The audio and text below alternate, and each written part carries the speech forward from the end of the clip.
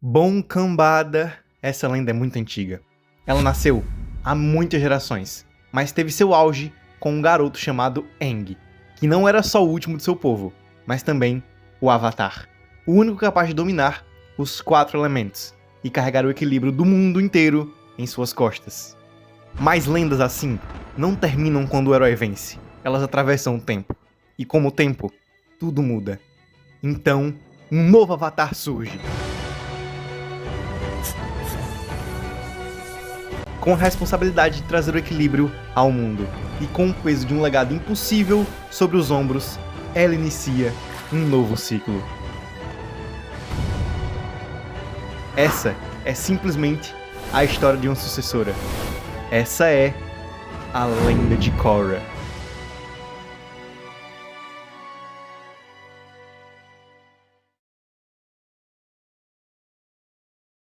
Mas para entender de verdade o que é a lenda de Korra, a gente precisa olhar para tudo que veio antes. Não só dentro da história, mas fora dela também. Depois do sucesso absurdo da lenda de Aang, o universo já estava completo. A jornada tinha um começo, meio e fim muito bem definidos. Vários personagens fechados e temas resolvidos. E em teoria, não existia necessidade nenhuma de continuar. E talvez seja exatamente por isso que a ideia de uma continuação seja tão boa. Bryan Konietzko e Michael DiMartino sabiam disso. Eles não queriam simplesmente voltar para aquele mundo, nem transformar aquilo em uma continuação genérica. Eles queriam avançar. A continuação nasce justamente como uma forma de explorar esse universo sobre outra perspectiva, sem a obrigação de repetir o que já tinha funcionado antes. E isso dá uma liberdade criativa muito específica, porque desde o início a proposta já era diferente. Em vez de revisitar o passado, eles decidiram olhar para o futuro que o Aang ajudou a construir, e que o próximo Avatar teria que aprender a viver. Eu sou o Avatar! Vocês têm que lidar com isso! Korra, carismática, intensa, cheia de presença e com uma energia quase impossível de ignorar. Ela entra em cena já dominando 3 elementos: segura de si, determinada, impulsiva na medida certa e com a confiança que beira a teimosia. Quase o oposto completo do que a gente tinha antes. E isso não é um acidente, é uma decisão de escrita muito bem pensada e muito inteligente. Se o Aang era um garoto tentando aceitar quem ele precisava se tornar, a Korra já começa acreditando que sabe quem ela é. E isso muda completamente a dinâmica da narrativa. Só que essa escolha também vem com um custo, porque continuar uma obra tão amada existia não só coragem criativa, mas também disposição para quebrar expectativas. E é exatamente isso que a série faz o tempo inteiro. Cada temporada assume riscos diferentes, explora conflitos novos, apresenta antagonistas com ideologias próprias e questiona constantemente o papel do Avatar naquele mundo. E talvez seja aí que muita gente se desconecte, porque a lenda de Korra não tenta ser confortável. Ela não quer repetir a jornada do herói que a gente já conhece. Ela quer testar tudo aquilo que foi construído antes e ver o que ainda se sustenta, elevando esse universo para um nível ainda mais complexo, abordando temas como geopolítica, desigualdade social, extremismo ideológico, identidade, espiritualidade em crise e até o impacto da modernização em culturas tradicionais. E no centro disso tudo está uma personagem que, por mais forte que pareça, ainda está tentando entender quem ela é de verdade. E é exatamente por isso que essa história funciona, porque enquanto o Aang nos mostrou como salvar o mundo, a Korra nos pergunta uma coisa muito mais difícil: o que fazer quando o mundo já foi salvo e ainda assim continua quebrado? E é justamente tentando responder isso que cada fase dessa jornada vai se desenhar. O livro 1 de A Lenda de Korra, intitulado de Ar, deixa claro desde o primeiro momento que a gente ainda está naquele universo, mas não está mais vivendo o mesmo tipo de história. Isso se reflete nela, a Korra, que entra em cena com uma ruptura. Novamente, enquanto Aang era leve, evasivo, alguém que precisava aceitar o próprio papel, a Korra é direta, intensa e muito explosiva. Ela não foge de nenhuma responsabilidade, ela vai atrás delas. Existe uma confiança muito forte nela, uma presença que preenche cenas. Ela é claramente uma personagem que ocupa espaço e não pede licença. E isso não é só carisma, é construção dela, porque a Korra cresceu sendo preparada para isso. Ela não precisou descobrir que era especial, ela simplesmente sempre soube. E isso molda tudo, A forma como ela fala, como ela reage, como ela toma decisões, muitas vezes rápido demais, e muitas vezes no impulso mesmo. E é por isso que ela funciona tanto, porque por trás de toda essa confiança existe muita insegurança e frustração. Existe alguém que não sabe o que fazer quando a força não resolve, e quando isso aparece, a série não esconde ou suaviza, ela deixa a Korra errar, insistir, quebrar a cara, mas sempre continuar. Eu me identifico muito mais com ela por causa disso, porque a jornada dela não é só sobre virar algo ideal, é sobre lidar com quem você já é. Enquanto Aang representa quem a gente gosta de ser, alguém paciente, equilibrado, quase uma figura messiânica, a Korra é quem a gente realmente é na maior parte do tempo. Alguém impulsivo, confuso e que tá tentando sempre acertar, mas falhando no caminho. E isso torna cada passo dela muito mais humano e relacionável pra mim. A forma como ela se relaciona com o mundo reforça isso o tempo inteiro. Cidade República é o maior exemplo disso. À primeira vista, ela é tudo que o mundo de Avatar poderia se tornar depois de uma guerra. Um espaço de convivência, diversidade e muito progresso. O legado do Aang materializado em concreto, aço e luz. Mas essa ideia não vem limpa. Visualmente, a cidade é absurda. A estética mistura referências das metrópoles dos anos 30 com uma camada industrial muito marcante, criando uma identidade quase diegética própria dentro do universo. Carros, rádios, publicidade, infraestrutura urbana, tudo indica evolução. A própria linguagem visual acompanha isso, com enquadramentos mais dinâmicos, iluminações mais contrastadas, uma animação que reforça a velocidade e impacto, que aliás é perfeita. Só que junto com essa evolução, vem um deslocamento. A dobra deixa de ser só expressão cultural e passa a ocupar também um espaço de privilégio. E isso altera a estrutura social de uma forma muito silenciosa. Não é um conflito explícito no começo, mas ele existe, e a série planta isso com cuidado. E é nesse cenário que a Korra precisa se entender, porque pela primeira vez, ela está fora daquele ambiente controlado, onde tudo girava em torno dela. Em Cidade República, ela não é o centro de nada, ela é mais uma tentando encontrar o seu espaço. E é aí que entram as pessoas ao redor dela. O Tenzin carrega o peso do passado, não só como filho do Aang, mas como alguém que tenta preservar uma cultura inteira. Ele representa a espiritualidade, o controle, o equilíbrio, tudo que a Korra ainda não alcançou. E a amizade respeitosa, baseada numa relação de mentor e pupila, é simplesmente incrível. Já a Lin Beifong, por outro lado, traz uma visão mais concreta do mundo. Rígida, muito prática e marcada por responsabilidade. Ela não acredita em nenhum idealismo cego. Ela acredita em ordem, e mesmo sem demonstrar afeto com facilidade, a presença dela ensina muito mais pela ação do que pelo discurso. E no meio disso tudo, entram o novo time Avatar. Mako, Bolin e Asami. Começando por ela representa um outro tipo de força. Diferente da Korra, que resolve tudo no impacto, a Asami resolve na inteligência e na adaptação. Ela não dobra, mas nunca é colocada abaixo por isso. Muito pelo contrário, ela domina o próprio espaço com elegância, precisão e uma maturidade que equilibra o grupo. E isso é muito importante para a dinâmica da série. Já Mako e Bolin trazem o lado mais humano da história. Eles não carregam um legado gigante, não têm uma responsabilidade mítica. São dois irmãos tentando sobreviver, tentando se encontrar. E é através deles que a gente entra em um dos elementos mais interessantes desse novo mundo: a dobra profissional. Mais do que um esporte, ele funciona como um dispositivo narrativo para mostrar como a dobra foi ressignificada nesse novo mundo. Aquilo que antes era tradição, disciplina e muita filosofia, agora também é espetáculo, profissão e entretenimento. E isso diz muito sobre o tempo em que a história se passa. E é justamente nesse ponto que o mundo de Korra começa a revelar algo maior, porque tudo ali parece avançado, moderno e muito funcional. Mas ao mesmo tempo, existe uma sensação constante de que as coisas ainda estão tentando se encaixar. Como se aquele equilíbrio que foi conquistado no passado não tivesse sido feito para durar para sempre, mas sim para ser testado. E a Korra sente isso. A relação dela com a dobra, por exemplo, deixa de ser só domínio técnico e passa a envolver uma compreensão mútua. Não é mais só executar movimentos com precisões. É entender o contexto, a intenção e a consequência. É sair de uma lógica puramente combativa e entrar em algo muito mais amplo, quase introspectivo.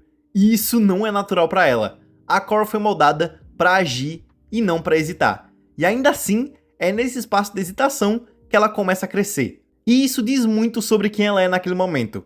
A própria construção da narrativa acompanha esse movimento. A série abandona uma progressão linear simples e começa a trabalhar com múltiplas camadas simultâneas, sociais, políticas e culturais, criando uma complexidade que exige mais leitura, mais atenção e mais interpretação. E no centro disso tudo está a Korra, uma personagem que começou acreditando que sabia exatamente quem era, mas que agora precisa lidar com a possibilidade de que isso tudo não seja tão simples assim. E o início dessa série passa tudo isso de maneira sensacional. Desde as relações dos personagens, a criação do novo time Avatar e o início do desenvolvimento perfeito da Korra. E é exatamente quando tudo isso começa a tomar forma que tudo ao redor, não só do espectador, mas da Korra, começa a mudar. Mas, antes de continuarmos, deixa eu me apresentar. Para você que não me conhece, meu nome é Gabriel, mas você pode me chamar de Biel, Bibo, Gabi ou como você preferir. Esse aqui é meu canal. E por favor, já de início, deixa um like aí embaixo, se inscreve no canal, ativa o sininho para não perder notificação, deixa o seu hype, comenta aí embaixo e, por favor, compartilhe esse vídeo com seus amigos. E caso você queira e possa, considere se tornar membro aqui do canal. Desse jeito você ganha algumas recompensas muito legais e me ajuda a manter o sonho de ser youtuber vivo. Bom, fez tudo isso? Então vamos nessa.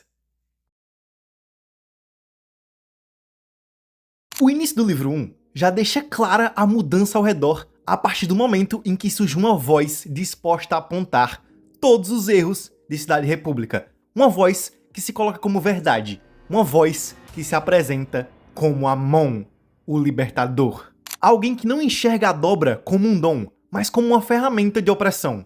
E o mais desconfortável é perceber que, dentro da estrutura daquela sociedade, aquilo faz sentido. Dobradores ocupam posições de poder, dominam espaços, influenciam decisões, enquanto os não dobradores vivem à margem desse sistema. E é exatamente aí que a construção do Amon como vilão começa a funcionar em outro nível. Não só pelas ideias que ele carrega, mas pelo medo que ele causa. Não apenas nos personagens, mas em quem tá assistindo. Esse medo cresce de verdade quando o maior triunfo de poder dele é revelado. A capacidade de retirar a dominação permanentemente. E isso bate direto no ponto mais sensível da Korra.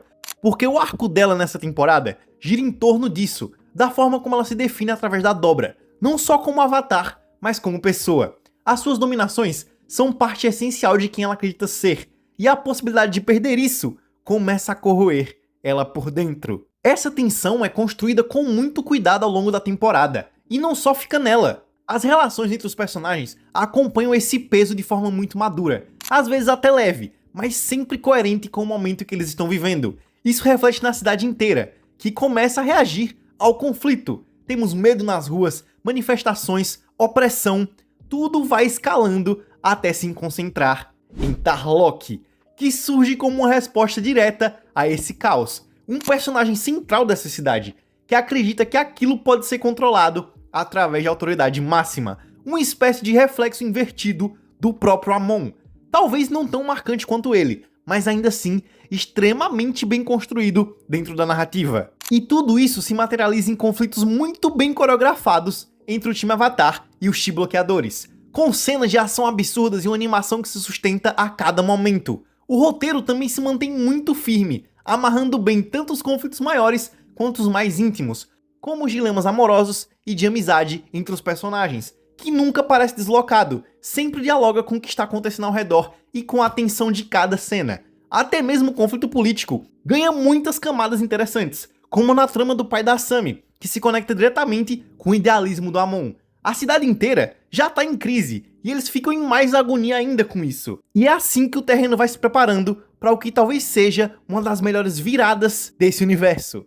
Quando o passado entra em cena, e aqui a série acerta muito, a revelação vem carregada de tensão, principalmente através do Tarlok, que se revela como um dobrador de sangue extremamente poderoso. Os flashbacks aqui são inseridos com muita precisão, sem quebrar o ritmo, e o próprio Aang aparece como um elo entre aquele passado e o presente da Korra, amarrando o roteiro de maneira brilhante. Quando as peças finalmente se juntam e descobrimos que o Amon e o Tarlok são irmãos, tudo se reorganiza. Não é só um plot twist, é uma recontextualização completa do conflito, e a partir daí, a queda de tudo começa. No ataque final à cidade, temos um dos momentos mais tensos da série, com a Korra perdendo suas dominações, e a forma como isso acontece não é grandiosa, é totalmente seca e direta. É ali, pela primeira vez, que ela não sabe mais quem é, mas também é ali que acontece a primeira grande virada da personagem. Quando o Mako tá prestes a perder tudo também, quando aquele ciclo parece inevitável,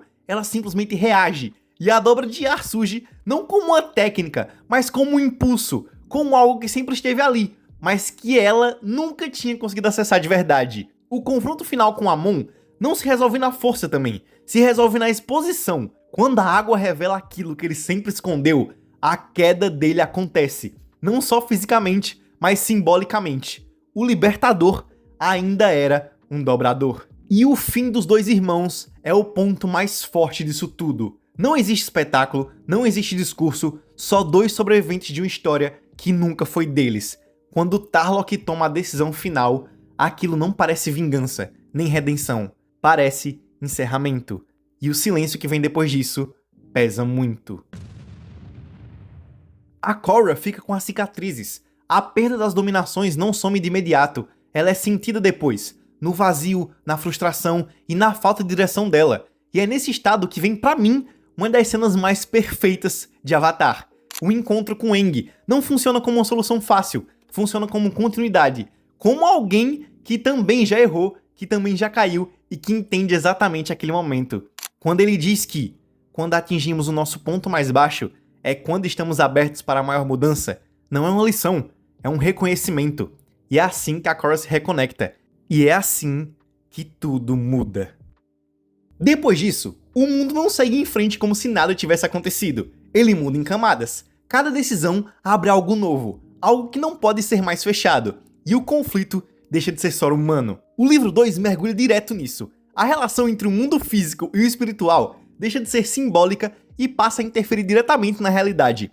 Os espíritos não estão mais distantes, eles ocupam espaço, reagem, transformam o ambiente. A própria direção de arte acompanha isso, com uma estética mais orgânica, quase etérea, como se o mundo estivesse respirando diferente. Mas o que sustenta essa fase não é só o visual, é o conflito. O Unalaq surge como alguém que acredita que o mundo perdeu sua conexão espiritual. Ele não busca poder da mesma forma que outros vilões. Ele acredita em uma ordem, em um alinhamento, e leva isso até as últimas consequências. E é aí que entra a história do One. Não como uma curiosidade, mas com base disso tudo. A mudança de estilo, com uma animação que remete às pinturas tradicionais, separa completamente aquele tempo do presente. Parece uma memória viva em forma de animação. E ali fica claro que o Avatar nunca foi sobre poder absoluto. Foi sobre equilíbrio, entre forças que nunca param. Quando isso volta pro presente, volta pesado. A convergência harmônica, por exemplo, não é só um evento, é uma ruptura. E o confronto final não entrega uma vitória limpa. Quando a Korra perde a conexão com os avatares anteriores, aquilo não é só perda de poder, é uma quebra de identidade. É estar sozinha pela primeira vez. E mesmo assim, ela escolhe o impensável. Ela mantém os portais espirituais abertos. Ela escolhe mudar o mundo, mesmo sem saber exatamente o que aquilo iria causar. O livro 3 já começa deixando muito claro o impacto direto das escolhas da Korra. A abertura dos portais espirituais não foi só um gesto simbólico, ela mudou o mundo. E isso aparece logo nos primeiros episódios com a volta dos dobradores de ar, algo que parecia impossível até então.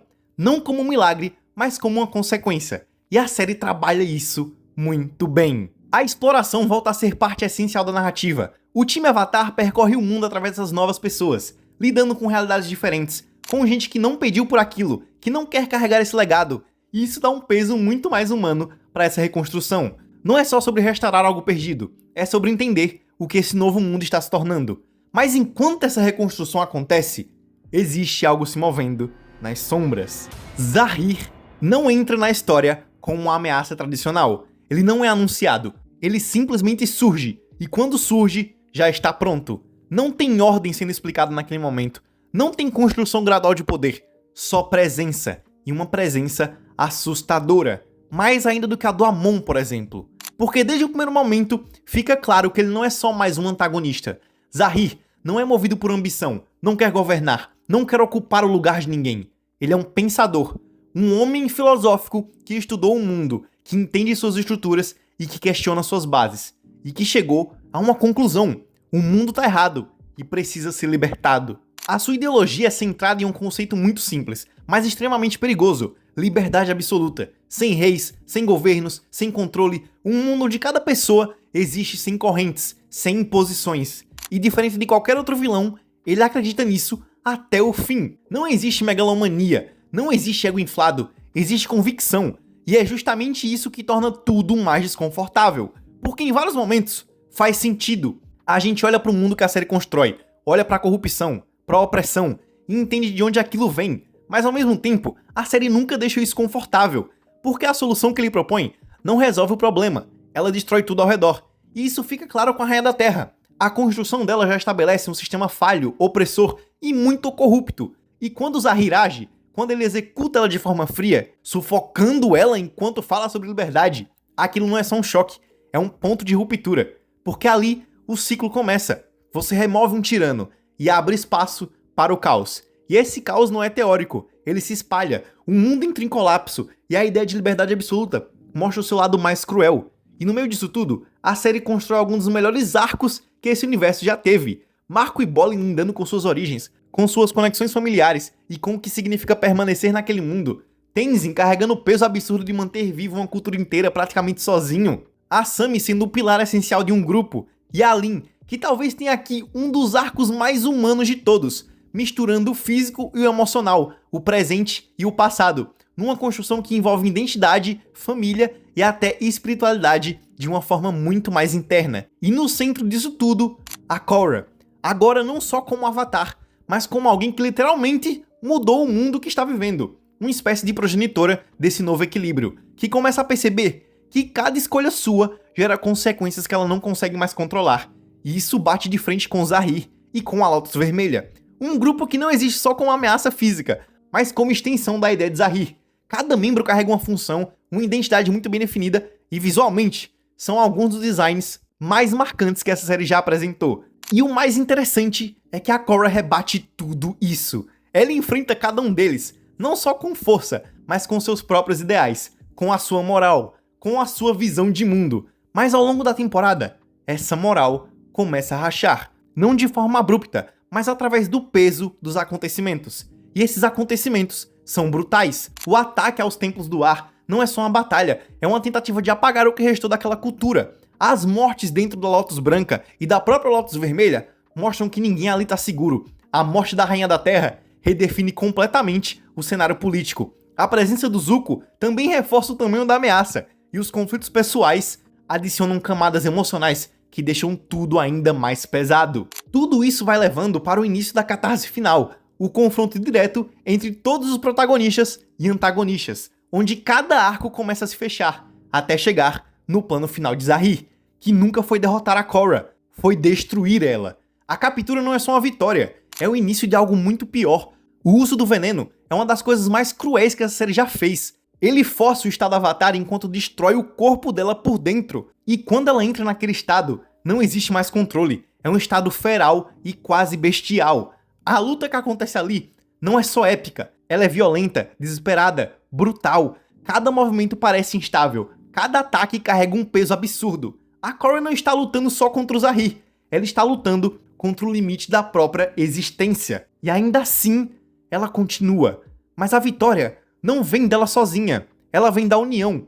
De todos entrando, ajudando, segurando aquilo junto com ela e derrotando o Zahir. E quando tudo acaba, não existe celebração. Porque o que vem depois é ainda mais pesado e, para mim, a melhor cena de uma animação que eu já vi. A cerimônia da Jinora, que acontece como um símbolo de continuidade. O mundo reconhece, muita honra, e segue em frente. Mas a Korra não acompanha. Ela está ali sentada em uma cadeira de rodas. O corpo não responde. A mente ainda presa em seus traumas. Ela salvou o mundo, mas o preço ficou nela. E a forma como a cena constrói isso é devastadora. Não precisamos de fala. Não precisamos de nenhuma explicação. É só o contraste. Tudo acontecendo ao redor. E a Korra parada, com um olhar distante e o vazio das lágrimas contidas. O livro 3, pra mim, é o melhor de todo o universo de Avatar.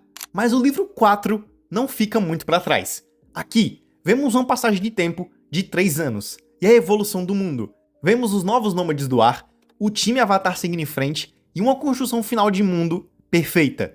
Tudo se move, menos a Korra. E é exatamente nesse contraste que a série encontra uma de suas maiores forças. Chegamos ao que é, pra mim, uma obra-prima em formato de episódio.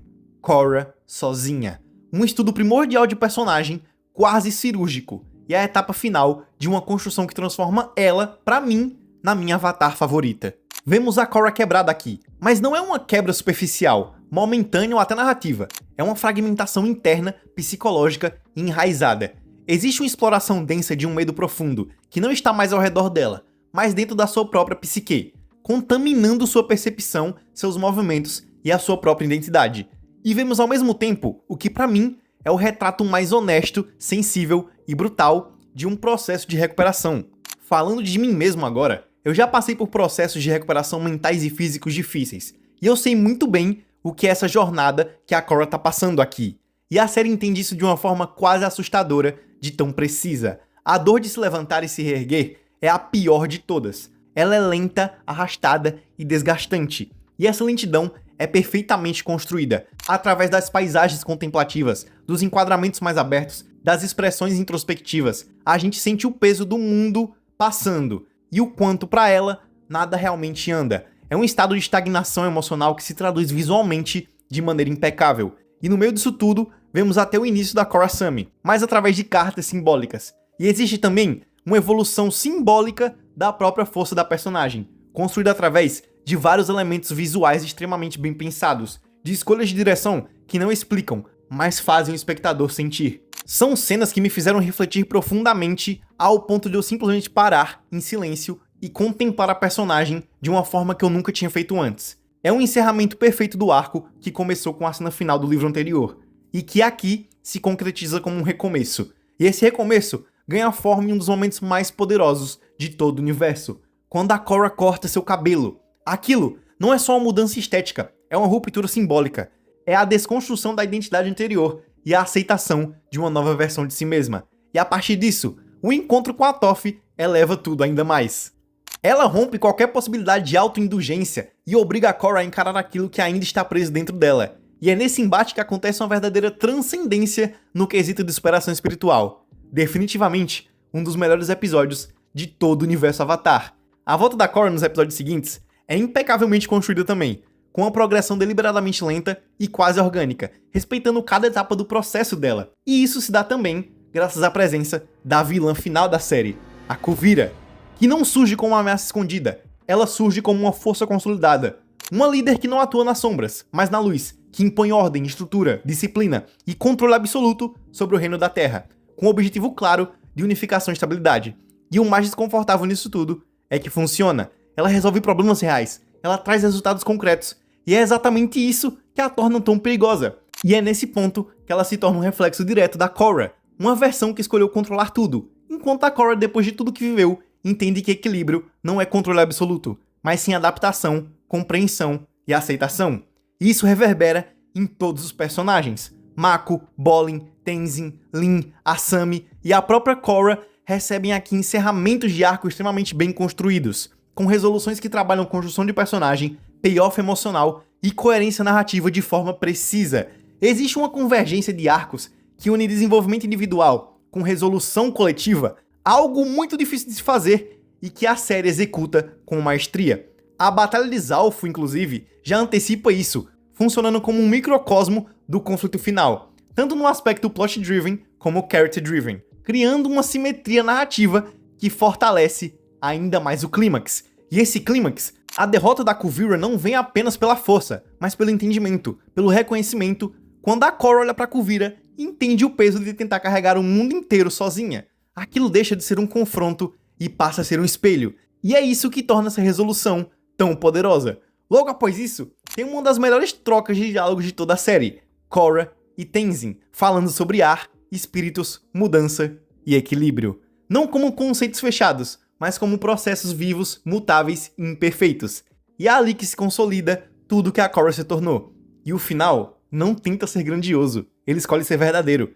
Corey e Asami entrando juntas no mundo espiritual não é só um encerramento, é um novo começo. É a materialização de tudo que foi construído até ali.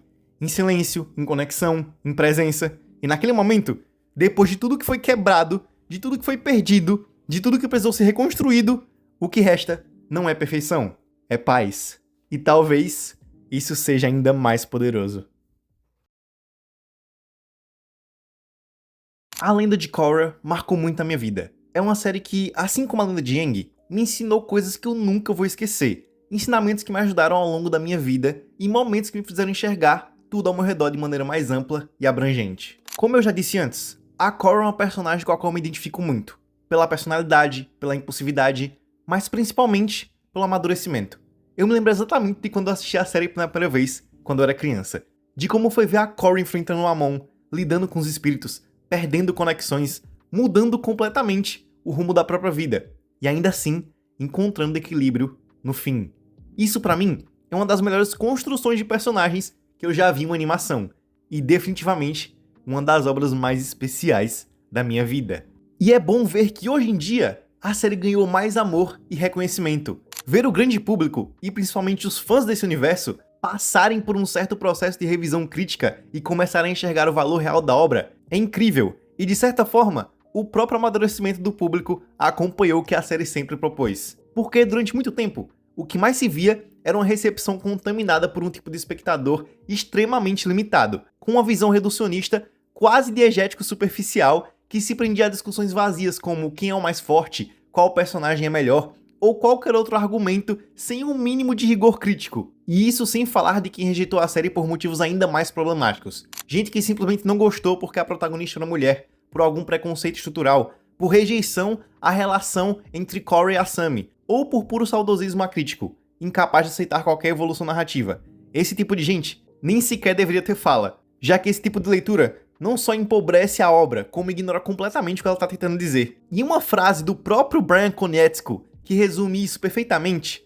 é quando perguntaram a ele se algo o surpreendeu na recepção da série. E ele respondeu, abre aspas, se eu fui surpreso por qualquer coisa, seria que as pessoas estavam menos dispostas a deixar a Korra cometer erros do que o Aang. E isso diz muito. Comparações nesse universo são inevitáveis, mas com o tempo elas se tornaram injustas. São séries diferentes, com propostas diferentes e construções diferentes. Desmerecer uma obra inteira porque a protagonista comete erros que aliás são fundamentais para o desenvolvimento dela, é ignorar completamente o que é um arco narrativo bem construído. E o mais irônico é que muitos dos mesmos que amam personagens como Zuko, justamente pelo seu arco de falhas, quedas e reconstrução, rejeitam a Korra, mesmo ela passando por processos muito semelhantes, e em níveis até mais complexos. E trazendo pra mim, eu errei muitas vezes na minha vida, e ainda vou errar, isso é humano. Então ver uma personagem que erra, que cai e que perde, mas que continua tentando, sempre, isso não me afasta, só faz eu me aproximar mais dela.